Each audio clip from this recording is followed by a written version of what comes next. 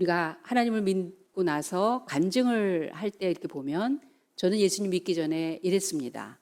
이런 과정을 통해서 예수님을 믿게 됐습니다. 그래서 이제 저는 하나님을 믿는 사람으로 이렇게 변화됐습니다. 이렇게 살게 됐습니다. 앞으로 이렇게 살 것입니다. 과거와 그 믿게 됐던 그 현장과 그 다음에 그 이후에 있는 것들에 대해서 이야기를 합니다. 사도행전의 바울이 그렇게 간증했어요. 내가 옛날에는 정말 죄인의 교수였다. 자랑거리가 많았다. 근데 다메섹상에서 난 예수님을 만났다. 그 다음부터 나는 은혜, 나의 나됨은 하나님의 은혜로 난 이렇게 부름받아서 산다. 내가 예수님을 아는 고상한 지식 때문에 그 이전에 있던 건 다 배설물처럼 버린다. 이렇게 얘기를 했어요. 그러니까 전처럼 살 수 없는 게 우리 운명팔자입니다. 운명팔자라는 건 뭐예요? 정해졌다는 거예요. 우리는 그럴 수밖에 없는 그 내용과 이유와 목적과 뜻이 있어요. 그런 사람이 됐어요.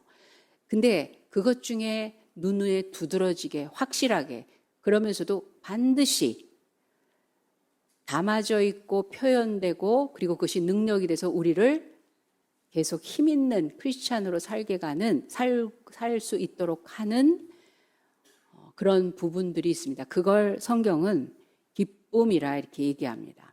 기쁨. 기쁨이라는 건 세상에서도 당연히 그게 일종의 행복에 대한 표현이고 만족과 즐거움에 대한 표현이고 그것이 있어야 살 맛이 나는 거죠. 먹을 거 다 있지만 먹었다고 기쁜 건 아니에요. 근데 먹는 게 기쁨이 될 때가 있어요.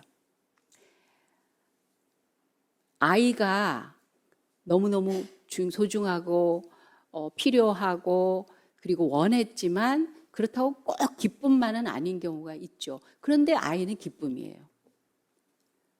기쁨은 우리의 삶을 고급스럽게, 의미 있게, 가치 있게 그렇게 드러내는 그런 증거예요. 우리의 감정 중에 인간이 갖고 있는 참 중요한 감정 중에 하나님이 사람에게 주신 특별한 영역입니다. 그게 있어야 돼요. 그게 있어야 됩니다. 이 다른 피조물에게도 있긴 있어요. 있긴 있는데 그거는 본능에 가깝습니다. 그래서 그냥 주어진 대로 그렇게 느끼고 표현하는 거지. 예를 들어서 강아지가 주인을 만나면 기쁘고 밥을 주면 기쁘고 그리고 재밌으면 기쁘고 근데 환경이 바뀌었어요. 재미없는데 기뻐하지 않아요. 주인이 없는데 기뻐하지 않아요. 주인이 안 보여도 기뻐하지 않아요. 먹을 게 없는데도 기뻐하진 않아요. 근데 사람들은 먹을 게 없어도 지금 당장 눈에 보이지 않아도 지금 당장 나한테 그 필요를 채워주지 않아도 이해할 수 없는 기쁨을 가지고 그거를 이기고 극복하고 오히려 더 훌륭해질 수 있는 힘이 있어요. 그래서 사람에게만 주신 특별한 영역입니다. 이 기쁨이라는 건. 근데 성경에 기쁨이라는 단어가 2개가 나옵니다. 마소스와 카라라는 2개의 단어가 나오는데 이 기쁨의 종류가 이렇게 다른 거예요. 우리는 어떤 거든 마소스든 카라든 하나님이 우리에게 주신 기쁨은 맞습니다. 그런데 예수님을 믿고 나면 하나님을 믿는 크리스찬이라면 과연 어디에다가 우선순위 초점을 맞추고 어떤 기쁨이 우리를 지배하고 주장하고 그 기쁨의 힘으로 살아갈 것이냐. 우린 그걸 분명히 해야 됩니다. 그래서 이전처럼 살 수 없는 기쁨은 어떤 기쁨인가? 그거를 오늘 성경 말씀을 통해서 우리가 배우고 그렇게 살아가는 사람이 돼야 되겠습니다. 마소스라는 그 기쁨의 단어의 뜻은 세상에서의 기쁨입니다. 무엇 때문에 기쁜 거예요? 즉 조건, 환경, 상황 그런 외부적인 영향이 그 기쁨을 주는 겁니다. 그러니까 돈 벌어서 기쁘고 출세해서 기쁘고 잘 돼서 기쁘고 마음에 들어서 기쁘고 내가 원하는 것들을 가져서 기쁜 거예요. 그러니까 조건이에요. 조건. 술 먹으면 기쁩니까? 모른 척 하지 마세요. 억지로라도 기쁘려고 술 먹는 거예요. 술 먹으면 기쁘잖아요. 미사에 카페 술집이 어마어마하게 많이 들어섰대요. 이 어려운 때에. 그런데 거기 사람이 꽉꽉 차 있대요. 왜? 좋으니까. 만나서 좋고 먹어서 좋고 마셔서 좋고 막 재밌어서 좋고 얘기해서 좋고. 그런데 그 술이 그렇게 만들어주는 분위기를 만들어주고, 술 자체가 좋은 게 아니라 술 때문에 있는 분위기가 이렇게 좋대요. 술이 그 분위기를 만들어주는 거예요. 만나지고 또 먹으면서 좀 해롱해롱 하면서 기분이 좀 풀어지고 하니까 쉬워지는 거예요. 여유로워지는 거예요. 기분도 널널해지는 거예요. 꼭꼭 묶였던 것들을 풀 수가 있으니까. 근데 이 조건은 조건이잖아요.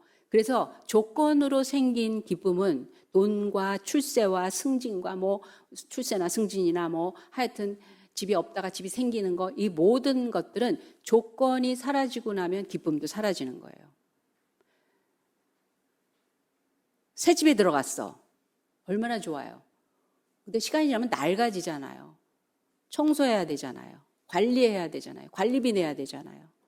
집값이 올랐다 내렸다 하잖아요. 그것 때문에 기쁨이 사라지기도 하고 오히려 고통스러운 문제가 되기도 하고 그렇습니다.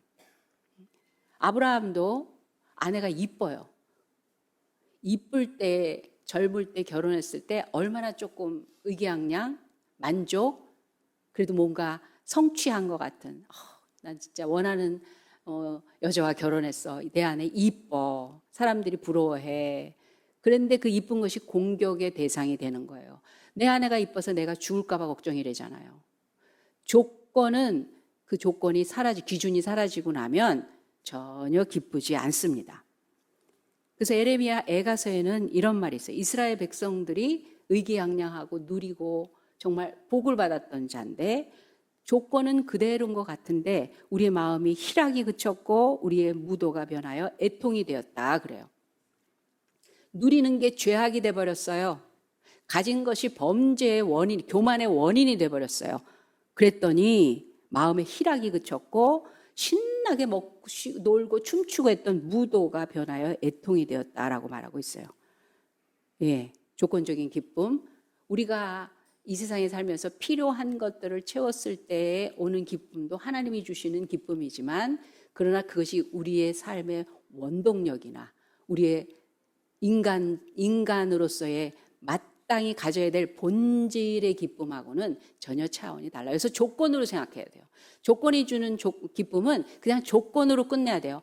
그냥 있다가 없다가 하는 그 정도의 기쁨이어야 돼요.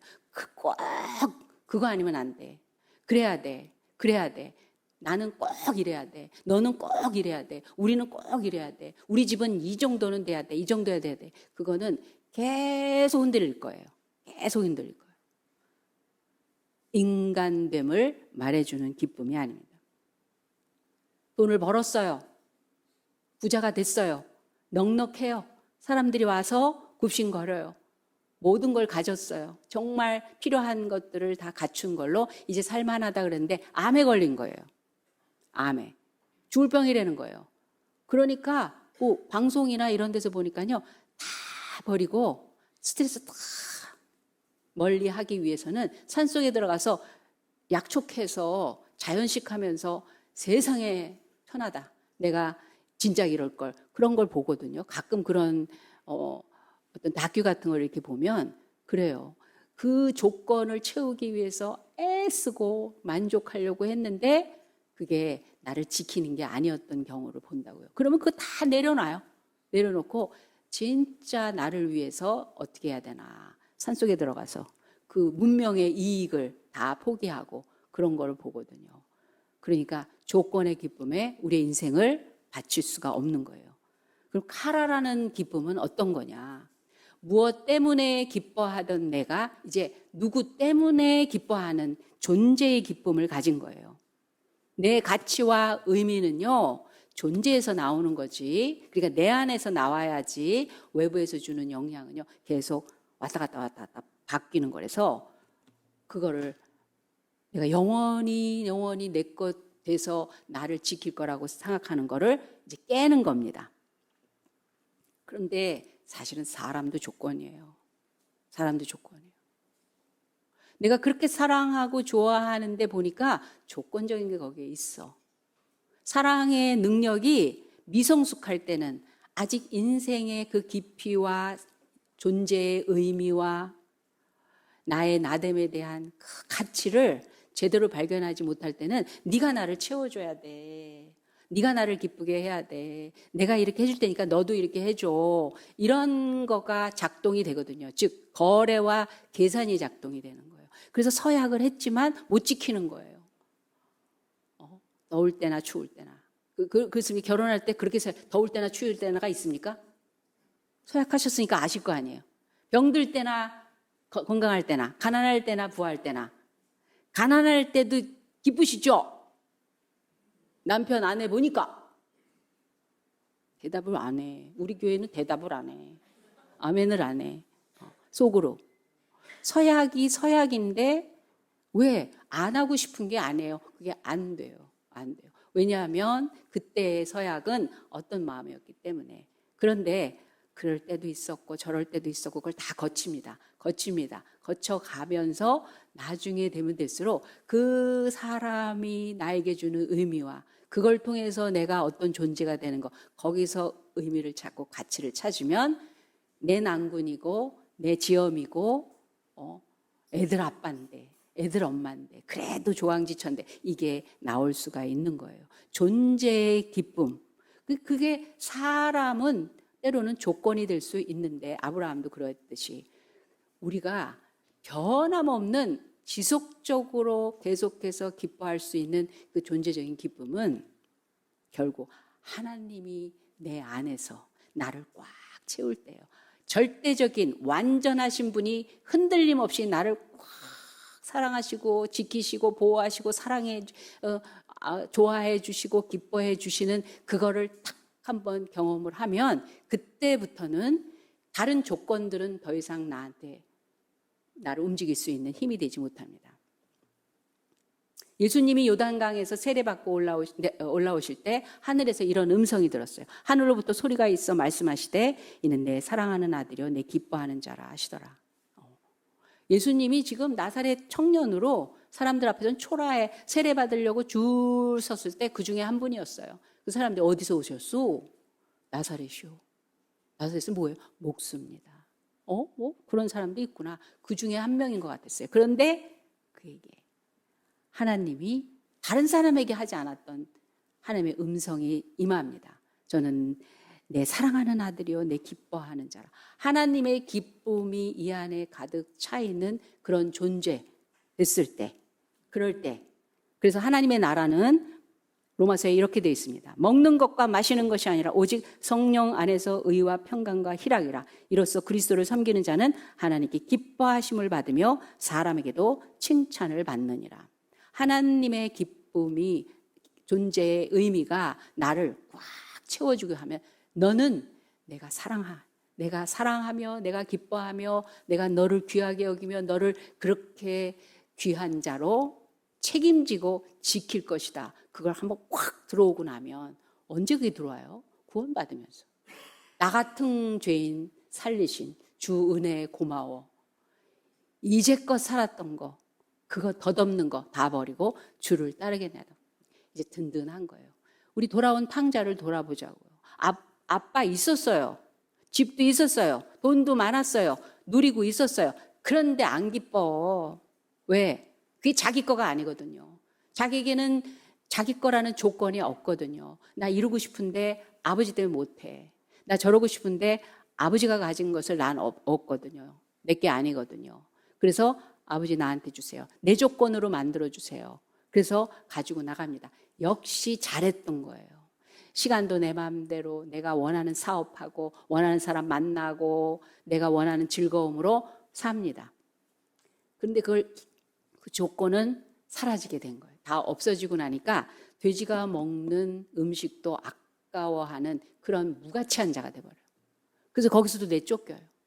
돼지가 먹는 것도 아깝대요. 이 탕자 둘째 아들한테는 사람들이 친구는 벌써 없어지고 조건이 바뀌니까. 그럴 때 조건을 또 아버지라는 조건을 또 생각합니다. 아버지 집에는 먹을 것이 있고 그래도 거할 곳이 있으니까 아버지 집에 가서 아들 필요 없어. 아들이라고 하지 않고 그저 종이라 여기시고 받아주시기만 하면 내가 여기에 있겠습니다. 그래야지 하고 갑니다. 그 집에 가는데 멀리서부터 집 도착하기 전부터 아버지가 나와서 기다리고 있는 거예요. 상거가 먼데 그거는 그날 나온 게 아니죠. 매일 나와 있었다는 거잖아요. 아버지는 아들을 생각한 거예요. 이 둘째 아들, 내 돈 탕진하고 나를 속삭이고 나를 부끄럽게 하고 한 그 조건을 생각한 게 아니라 불쌍한 어디 살아있는 내가 낳은 그 자식을 생각한 거예요. 그래서 계속 기다립니다. 언제 오나 저기를 향해서 올 텐데 그 집골로 오긴 할 텐데 언젠간 돌아올 텐데 왜 세상의 조건은 저 아들을 실망시키고 뻔하거든요. 돌아올 텐데 그래서 기다리는 걸 보고 아버지 품에 안겨서 내 아들 죽은 아들 살아왔다고 잔치 벌려 네가 감당할 수 없나이다. 나는 그냥 종이라 여기시고 저 밥이나 주세요. 그럴 때 무슨 소리야. 손에 아들이라는 가락지 끼우고 옷 입히고 잔치 사람들 동네 사람 부르고 잔치하고 그럽니다. 그때서야 자기의 존재의 기쁨을 얻은 거예요. 아, 나는 누구였구나. 나는 누구에게 굉장히 사랑받는 자였구나. 나는 누구에게 소중했구나. 내가 나를 소중하게 여겼으면 난 그딴 짓을 안 했죠. 조건을 따지지 않죠. 조건을 더 필요로 하지 않죠. 이미 다 가진 거죠. 나는 너무 귀하고 소중하고 사랑스럽고 가치 있고 그런 자로 만들어졌어. 그래서 나는 아무거나 입을 수 없어. 난 아무거나 처바를 수가 없어. 아무거나 아무데나 막 진흙탕 속에 빠져서 헤맬 수 없어. 그분이 나를 사랑하시고 지키시기 때문에. 그래서 우리는 먹기도 하고 마시기도 하고 기뻐하는 세상의 조건도 있지만 거기에서 머무르지 않는 거예요. 그리스도를 섬기는 자는 하나님께 기뻐하심을 받으며 사람에게도 칭찬을 받는다. 빌립보서는 로마 감옥에 있던 바울이 빌립보 교회에 편지를 보냈습니다. 그런데 4장밖에 안 돼요.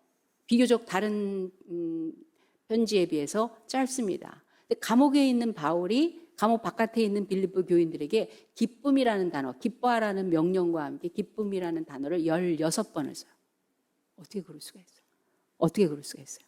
이 탕자는 돌아와서 자기가 어떤 존재인지 아버지를 통해서 받은 이 기쁨 때문에 형의 질투 괜찮아 넘어갈 수 있어요. 아침부터 저녁까지 밭을 일궈야 되는 아버지 집에 농사 짓는 거 그거는 거뜬히 해낼 수 있어요. 내가 그동안에 어떻게 살았는가에 대한 과거 후회와 죄책감에 시달릴 필요 없어요.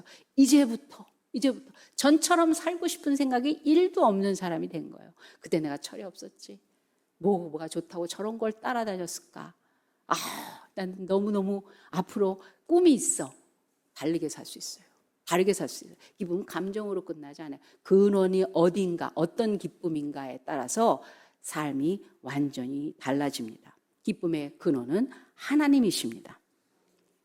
근데 오늘 말씀은요, 제자들이 70명이 둘씩 짝져서 예수님의 명령대로 동네에 나가서 복음을 전하고 믿음을 사람들한테 보여주라는 이 믿음의 능력을 통해서 사람들을 건져주고 위로하고 문제를 해결해주고 하나님의 살아계심을 증거하라는 거예요. 그래서 사람들이 하나님을 믿는 기쁨에 동참하게 하라는 거예요. 나갔더니 신이 났어요. 기뻐하며 돌아와. 그럼 우리가 존재의 기쁨도 우리 주님으로 인해서 내가 하나님 앞에 전혀 다른 인간이 됐습니다. 인생이 됐습니다 하는 기쁨, 그 다음 단계의 기쁨이 어떤 거냐면요. 70인이 기뻐하며 돌아와 이르되 주여, 주의 이름이면 귀신도 우리에게 항복하더이다. 승리와 성취와 영광의 기쁨이 있어요. 어떤 사람? 하나님의 일에 동참하는 사람이에요. 하나님의 부르심에 대한 감각이 있는 사람이에요. 여러분, 재벌 회장님의 아들이 그 회사에 말단 사원으로 들어갔어요. 기뻐요, 안 기뻐요? 승진, 출세 그런 거 생각합니까? 필요도 없어. 왜? 지 거니까. 그 말단 서원이라는 건 동참하는 기회가 열린 거예요. 아버지 사업과 기업에 동참하는 기회가 열린 거예요. 그래서 배우는 거예요. 연습하는 거예요. 학습하는 거예요. 많이 알아야 되겠다. 내가 처음부터 제대로 배워가지고 이걸 앞으로 이 기업을 받았을 때 어떻게 운영할 거며. 그래서 말단 사원이 사무실에 들어가서 팀장님 밑에서 그 명령 따라 하지만 저녁엔 어디로 가요? 회장님 집으로 들어가. 평소에도 회장님 사무실 그냥 들어가. 아들이니까. 사명을 받았어요. 하나님의 일에 부름받은 건 목사님 전화 왔어 이러고 걱정하는 게 아니야. 또 뭘 하래. 뭐 광고만 내면 제일이야. 일은 다 우리가 해야 돼. 여러분들은 안 그래. 근데 다른 교회는 그래. 뭐 하자 그러면 어떡하지? 뭐 하면 어떡하나, 뭐 하면 어떡하나, 뭐 하면 어떡하나. 그런 걱정 아니에요. 다른 사람은 월급만큼 일하고 싶어. 다른 사람은 시간에 쪼여. 계속 남의 눈치 봐. 그런데 회장님 아들은요, 아버지 일이 자기 일이에요. 아버지 사업이 자기 사업이에요. 자기 거예요. 하나님의 나라의 기업을 받을 자예요. 예수님이 오셔서 십자가에서 그 고난과 희생을 아낌없이 피를 다 쏟아서 그 절규 속에서 우리를 건져내셔서 고맙고 죄송하고 다시 마음을 다잡고 잘 살겠습니다. 잘 살겠습니다. 그 수준이 아니라 이제 나도 그 영광의 고난에 동참하겠습니다. 하나님이 이미 이루신 일에 귀퉁이라도 맡아서 제가 조금이라도 힘을 덜어드리겠습니다. 이리 와서 나랑 동역하자. 저가요? 제가요가 아니에요. 저도 부르십니까? 저도 하고 싶습니다. 저도 하고 싶습니다. 제가 미국에서 나올 때 교사 한 분이 있었다고 그랬잖아요. 키가 9척이야. 무슨 여자가. 그래서 다나도 운동화도 안 신어요. 발바닥에 없는 신을 신어.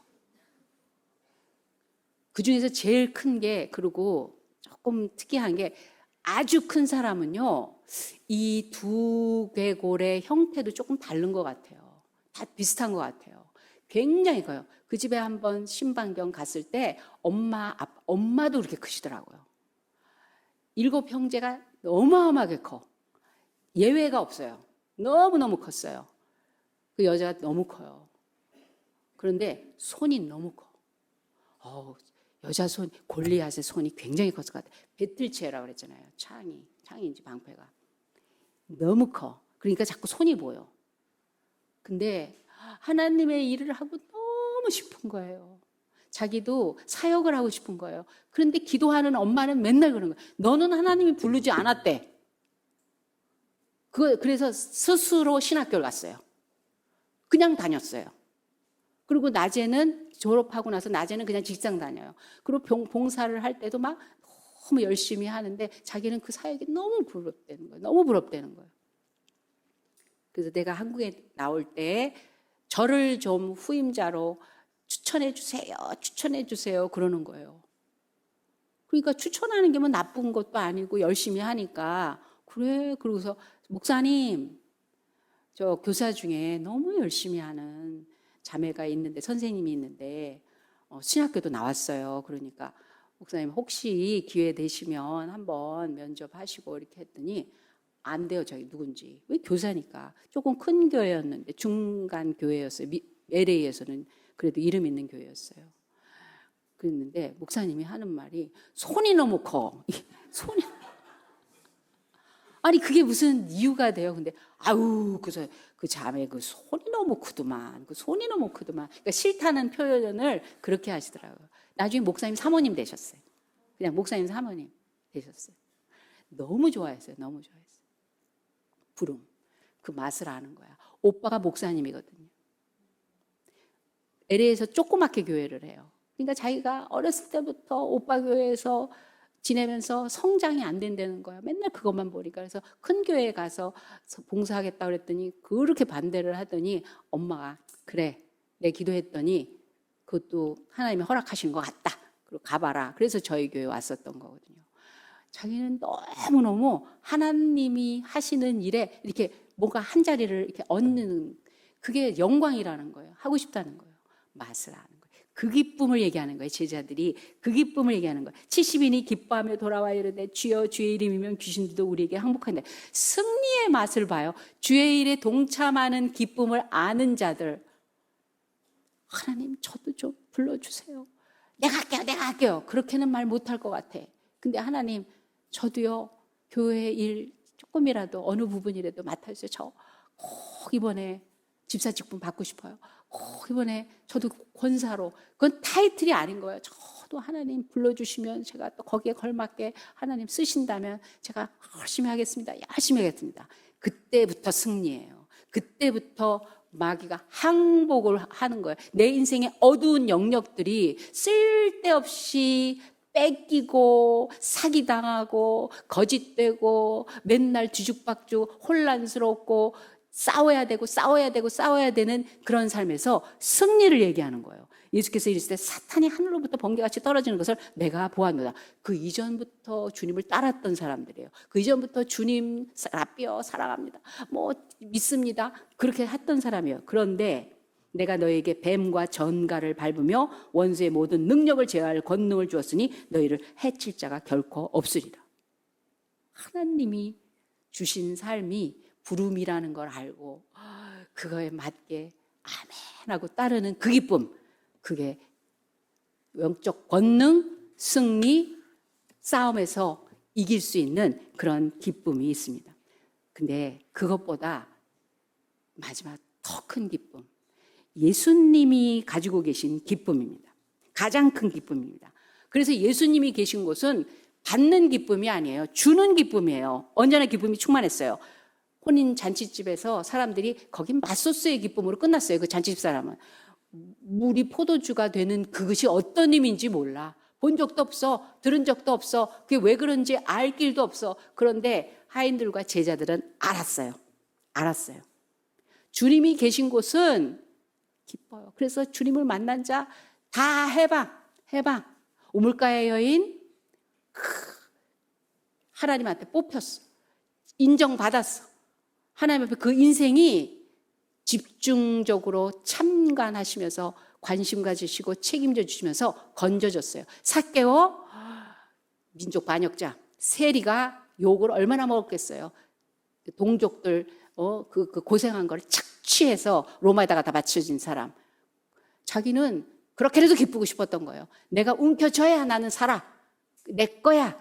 이런 기쁨으로 살 거야 했는데 그게 아무 의미가 없어요. 근데 주님을 만나서 자기에게 집중해 주시는 거예요. 자기 존재를 발견해 주시는 거예요. 자기가 이제 그렇게 살지 않아도 되는 가치 있는 사람인 것을 발견한 거예요. 그랬더니 다 풉니다. 그걸 다 풀기 시작하는 거예요. 이거는 오히려 더 기뻐할 수 있는 삶으로 바꾸는 거예요. 다 주고 그리고 남한테 잘못한 것까지 다 배상해 주고 그리고 주를 따르겠다고 그렇게 하는 거예요. 주님을 만나면 아프면 치료받고 못난 사람은 회복이 되고 더 이상 이 세상에 속한 것으로는 살 수 없는 하늘에 속한 그런 능력자들로 바뀌는 거예요. 사람 죽이려고 돌아다녔던 사울을 하나님 바울로 만들어 버리시는 거예요. 사마리아 우물가에서도 외면당했던 천한계급. 이 여자도 마소스의 기쁨을 위해서 사람을 찾았어요. 이 남편, 저 남자, 또 이 사람 아니고 저 사람이면 더 나을 것 같아서. 그런데 실망 아니더라는 거예요. 그런데 우물가에서 주님을 만나고 나서 주님이 주신 기쁨, 영혼의 기쁨. 그러니까 주님은 주면서 그 영혼이 살아나고 회복되고 건져지고 새로워지는 그 기쁨이 있어요. 그걸 보는 기쁨. 우리 크리스찬들의 최고의 기쁨은요, 다른 영혼들이 하나님 때문에 화가닥하는 거, 뒤집어지는 거. 옛날에 이천성 목사님이 그런 말씀을 꼭 했어요, 설교마다. 하나님 믿는 거는 와장창 중창 중창창이야. 예수님 믿는 건 와장창 중창 중창창이라고 그랬어요. 그냥 아니야. 완전히 뒤집어지는 거야. 이젠 더 이상은 그럴 수 없는 거야. 그렇게 하려고 해도 그럴 수 없는 거야. 지옥 가래도 갈 수가 없어, 우리 힘으로는. 우리는 영원한 천국에 속해버렸기 때문에. 그래서 주고 해서 그 사람도 와장창 중창 돼서 뒤집어져서 하나님의 기쁨이 되는 그 모습을 봤을 때가 진짜 우리에게 기쁨이 되는 거예요. 그게 언제냐? 내가 하나님의 아들, 딸, 하나님의 자식, 하나님의 상급을 바라고 하나님의 얼굴을 보고 하나님의 음성을 듣고 하나님 편에 서는 그 자리를 의식해서 줄 수 있을 때, 그게 예수님의 기쁨, 우리의 최고의 기쁨이 되는 거예요. 금요일 날 저녁에 우리 청소년, 청년 찬양팀이 나와서 찬양을 인도했어요. 막 정말 신나는 기쁘고 즐거운 찬양을 하면서 춤을 췄어요. 은규가 춤을 췄다고요. 그죠? 연습할 때는 더 했어요. 엄청 했어요. 그래도 자제하느라고 그래도 조금 덜 한 건데 재미있어요. 우스워요. 막 웃었어요. 근데 그 중에 한 분은 그 웃음과 즐거움과 재미가 달라. 누구겠어요? 응? 휘재가 더 즐거워해? 이상하네. 아빠. 양희창 집사님이 내가 이렇게 슬쩍 봤어요. 그랬더니 그 아들의 여러 그 괴상한 어디서 나온 춤인지 모르지만 하여튼 막 그 춤을 추는 걸 보면서 막 웃으시는데 다른 사람은 재미있고 웃긴다 하고 봤지만 그 속에 그걸 봤어요. 제 아들이에요. 내 아들이야. 내 아들이야. 아빠가 갖고 있는 기쁨과 즐거움을 맛보는 애들은요, 힘이 납니다. 이겨갑니다. 환경을 이깁니다. 조건을 바꿔버릴 수 있어요. 조건을 지배할 수 있기 때문입니다. 그 기쁨은요, 뭐든지 내게 오는 것들을 충분히 소화하고 오히려 거기서 더 나은 것, 더 좋은 것을 만들어낼 수 있는 능력이 나오기 때문입니다. 우린 쾌락의 즐거움이 아니에요. 조건의 즐거움이 아니에요. 만남의 즐거움이고 존재의 즐거움이고 그리고 살아있는 그 기쁨이 실제로 뭘 하면서 어떻게 이제는 내가 사는 것이 인간의 수준이 아닌 하나님의 수준으로 살 수 있는 모든 것들을 그런 가능성을 마음껏 발휘하면서 살 수 있는 거예요. 내가 너희들에게 아낌없이 모든 것을 지원하고 주고 책임지겠다고 하는 그 백을 가지고 있는 사람이기 때문에 그래서 기뻐할 수 있는 거예요. 그 기쁨이 믿는 사람들의 기쁨이고 교회의 기쁨이고 그리고 그래서 교회에 왜 오느냐? 덕보려고. 그 기쁨을 덕보려고. 그리고 우리는 그 기뻐하는 모습을 위해서 우리의 기쁨을 계속 더 나눠주는 그런 사람입니다. 그렇다면 어떻게 이 기쁨을 우리가 그 맛을 가끔은 보는데 이 기쁨을 지키고 유지하고 계속 발전시키느냐? 기도하는 거예요. 범사에 감사하고 쉬지 말고 기도하고 항상 기뻐하라고 그랬잖아요. 항상 기뻐하는 그 앞에 그게 들어있다고요. 쉬지 않고 기도하고 범사에 감사하는 것. 이것이 우리에게 주신 최고 수준의 기쁨. 나를 만나는 자마다 하나님을 경험하고 하나님의 기쁨이 되고 하나님으로 인해서 새로워지는 그 맛을 봐야 우리는 이 진짜 기쁨이 계속 확대돼요. 계속 증가해요. 계속 더 가속도가 붙어요. 교회에 새로운 영혼들이 와서 하나님과 접촉이 되는 그것을 보는 그것 때문에 우리가 날마다 새로워지면서 그 기쁨이 좋아지는 거예요. 식지 않는 거예요. 그렇기 때문에 진짜는요, 전도할 때예요. 전도가 가능해질 때예요. 전도하는 기회가 열릴 때예요. 전도가 될 때예요.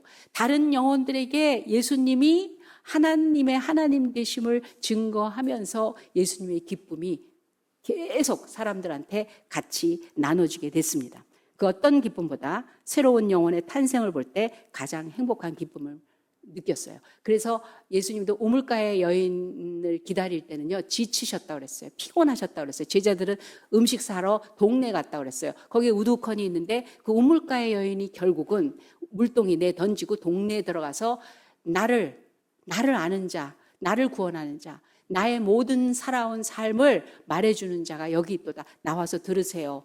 그랬을 때 제자가 와서 예수님이 왜 여자랑 뭐하고 얘기하셨지? 그러면서 식사하시랬더니 나는 아버지가 주는 양식을 이미 먹어서 배가 안 고파. 뭘 먹었을까? 사람들은 먹어서 기쁜 거로만 이 제자들은 생각할 때 우리 주님은 주어서 하나님의 생명을 주어서 하나님의 기쁨을 주어서 그 안에 있었던 하나님의 사랑을 주는 것으로 받은 기쁨이 너무 충만해서 배도 안 고파.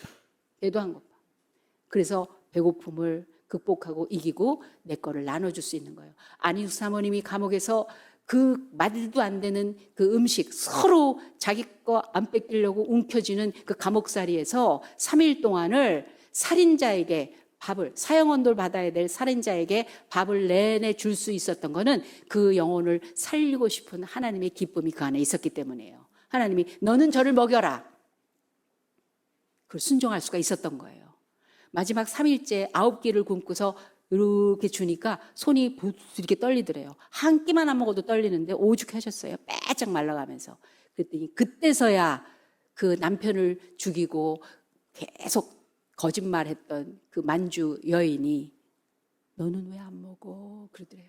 너는 그때서야 다른 사람이 안 먹고 자기에게 준 그 마음으로 열려가는 거예요. 너는 왜 안 먹어? 그럴 때 예수아인이 만주 사람에서 중국말 하니까 중국말을 다른 만주 사람한테 배워가지고 예수아인이 워아인이 예수님이 널 사랑해 나도 널 사랑해 그랬더니 눈물을 쭉 흘리더래요. 만주자 자기 4살 때 선교사님이 와서 그 시골 땅 시골에 와서 예수 사랑하심을 그 노래를 가르쳐줬을 때 자기 너무 재밌었는데 서양 귀신 따라다닌다고 나무에다 매달아 놓고 때렸다는 거야 아빠가. 근데 그 노래가 생각이 나더라는 거예요. 너는 왜 안 먹어? 그랬을 때 예수 아이니 그랬더니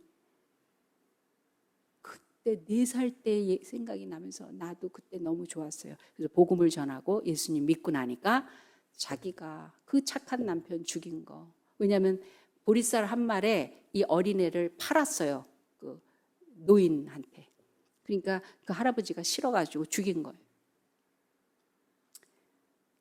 내 남편 너무 착한 착한 사람인데 내가 너무 싫어해서 죽였다고 이제는 알았습니다.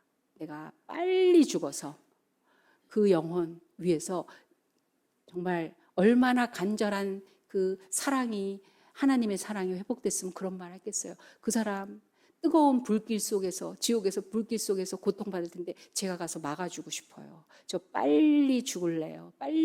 사형당하겠다는. 그래서 자기가 거짓말했다가 법정에 나가서 제가 죽였습니다.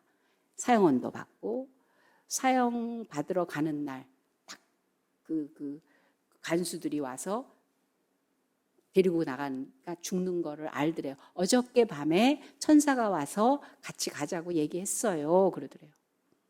그래서 오늘 사형 당할 거예요. 그러더래요. 데리고 나가는데 절을 2번 하고 2번이 3번. 중국은 그런 식으로 마지막에 하직 인사를 한대요. 절을 하고 쎄쎄 선생님 감사합니다.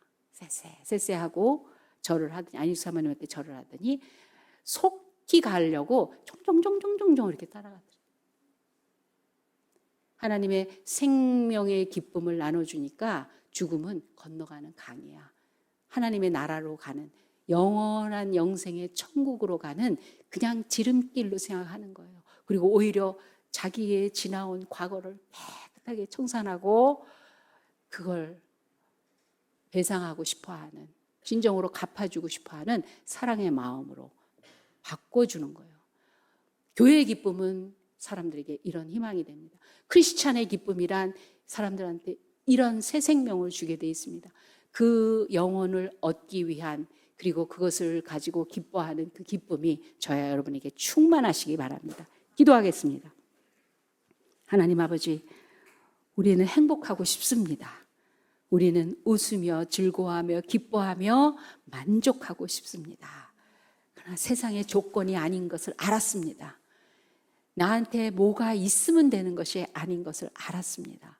우리 안에 계시고 우리 안에서 그 기쁨의 근원으로 채워주시며 우리를 알아주시고 인정하시고 우리 그 사랑으로 우리를 새롭게 하시는 그 기쁨의 근원 되신 하나님께서 우리가 또 그 기쁨을 주는, 그래서 생명을 얻게 하고 회복을 시키시고 그리고 우리를 통해서 새로운 영혼들을 만나 주셔서 하나님의 가족으로 가득가득 채워지는 그 기대와 소망과 목표를 가지고 그 기쁨을 가지고 살아가는 저희들 되게 하여 주시옵소서. 그런 교회 되게 하여 주시옵소서. 감사하며 예수님의 이름으로 기도합니다. 아멘. 지금은 우리 구주 예수 그리스도의 은혜와 살아계신 하나님 아버지의 극진하신 사랑 많으심과 성령 하나님의 감화감동 기쁨을 알게 하시는 은혜가